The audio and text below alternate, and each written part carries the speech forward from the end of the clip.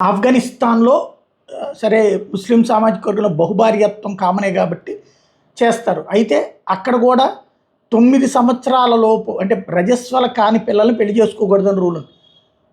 కా మామూలుగా అయితే మనకు 18 ఏళ్ళు. వాళ్ళకి అట్లాగా లెక్కేం లేదు.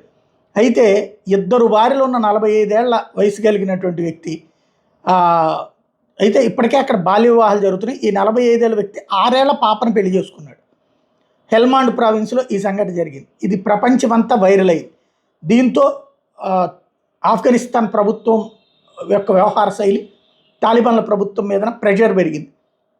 మరోవైపు దీన్ని బేస్ చేసుకుని ఐక్యరాజ్య సమితి ఆహ్, గత 2021 నుంచి తాలిబాన్లు అధికారం చేపట్టినప్పటి నుంచి ఇప్పటిదాకా బాల్య వివాహాలు 25% పెరిగినాయని ప్రకటించింది.